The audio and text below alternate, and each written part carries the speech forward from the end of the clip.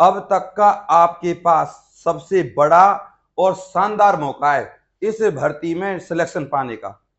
अब आपको सिर्फ एक काम करना है कि इस भर्ती का फॉर्म भरना है, और इसके लिए तो मैं आपके सामने हाथ भी जोड़ सकता हूं कि आप इस भर्ती का फॉर्म जरूर फिल करिए। अच्छी खासी सैलरी, ना तो कोई फीस ना कोई एग्जाम। अब आपको दूसरा काम क्या करना है, इस चैनल को सब्सक्राइब कर लेना है। सब्सक्राइब करने से आपके पास जितनी भी सरकारी नौकरियों की अपडेट है वो प्रॉपर तरीके से आती रहेगी। और वीडियो को लाइक जरूर करें भाई। तो अब ले चलता हूं आपको जानकारी की तरफ। जैसा कि मैंने आपको बताया, ये भर्ती निकली है आपकी कृषि विभाग में। और अब मैं आपको बता दूं, सबसे पहले फॉर्म ऑनलाइन है भैया, ऑनलाइन फॉर्म है। इससे अलग ये जो भर्ती है वो ऑल इंडिया भर्ती है, मेल और फीमेल दोनों के लिए। अब करते हैं अप्लाई की बात। अप्लाई के बारे में अगर कहूं तो स्टार्ट है, और फॉर्म भरने का टाइम अब आपके पास बहुत कम है, क्योंकि इसकी जो लास्ट डेट है ना, वो लास्ट डेट है आपकी 17 जुलाई 2024।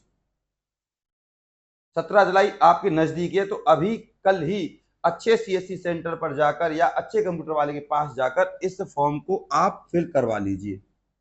अब मैं आपको बता दूं, इसमें जो आपकी सबसे बड़ी बात है, नो एग्जाम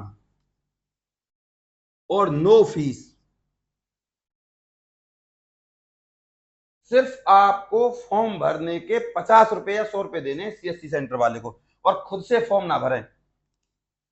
अब जैसा कि मैंने आपको बताया, मात्र 10th क्लास पास होने चाहिए आप, सिर्फ 10th क्लास।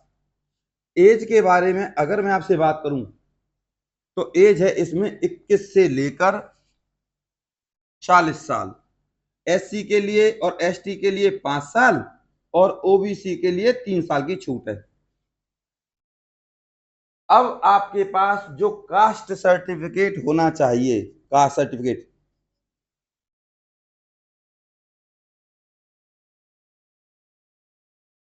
वो होना चाहिए आपका उत्तर प्रदेश का।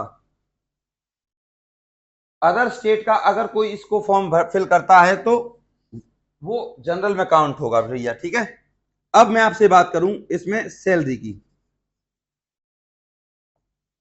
सैलरी इसमें 20,000 है, और 20,000 में भी क्या है, प्लस, यानी कि 20,000 से ऊपर ही आपको सैलरी मिलेगी। 20,000 है, 20,000 से ऊपर। अब मैं आपको बता दूं आपकी जॉब क्या रहने वाली है। आपकी जो जॉब है वो है आपकी लैब अटेंडेंट की। लैब अटेंडेंट, लैब अटेंडेंट का मतलब आपको बताइए, लैब में जितना भी सामान आता है उनका रख रखाव करना होता है। मतलब कुल मिला के आपको लैब में रहना है। अब इससे फायदा क्या होगा, आप लैब अटेंडेंट का काम करते हुए अपने आगामी एग्जाम की भी तैयारी कर सकते हो। बिल्कुल 0% काम होता है, ना के बराबर काम। बिल्कुल आराम की नौकरी है, अगर मोटे मोटे शब्दों में कहूं तो आराम की नौकरी। लैब अटेंडेंट का काम बिल्कुल 0 होता है। अब मैं आपको बता दूं, इस भर्ती के लिए आपको कौन कौन से डॉक्यूमेंट चाहिए, उन डॉक्यूमेंट्स को आप लिख लीजिए, क्योंकि जब आप ऑनलाइन फॉर्म फिल करोगे तो इनकी आपको 100% जरूरत पड़ने वाली है। और इसके बाद मैं आपको बताऊंगा सिलेक्शन प्रोसीजर। नंबर 1, अगर मैं आपसे कहूं तो आपके पास सबसे पहले 10th की मार्कशीट होनी चाहिए।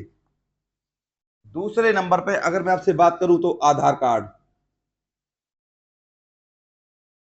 तीसरे नंबर पे आपसे मैं बात करूं तो डोमिसाइल, अगर आप अदर स्टेट के हो तो। हालांकि डोमिसाइल आप लगा देना। चौथे नंबर पे अगर मैं आपसे बात करूं, पैन कार्ड। पांचवें नंबर पे आपको जरूरत पड़ेगी मोबाइल नंबर की, मोबाइल नंबर, या आपका होना चाहिए ऑब्लिक ईमेल,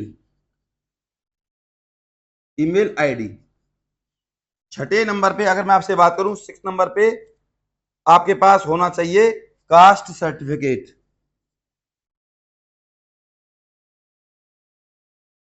कास्ट सर्टिफिकेट भी आपके पास लगभग लगभग 1 से 2 साल पुराना ही चलेगा। इससे ज्यादा पुराना या डेट एक्सपायर डेट वाला नहीं चलेगा। अब 7वें नंबर पर आपके पास दो लेटेस्ट फोटो ये आपके पास होने चाहिए। अब आपके पास इस मोबाइल नंबर पर या ईमेल आईडी पर मैसेज आएगा कि you are selected for this job और डीवी के लिए आप आ जाइए। अब मैं आपको बता दूं आपका सिलेक्शन कैसे होगा, जो सबसे ज्यादा जरूरी है। ये डॉक्यूमेंट्स आपके पास ओरिजिनल होने चाहिए, नाम वाम में कोई गड़बड़ नहीं होनी चाहिए। 10th की मार्कशीट और आधार कार्ड में सेम नाम होना चाहिए, ठीक है भैया।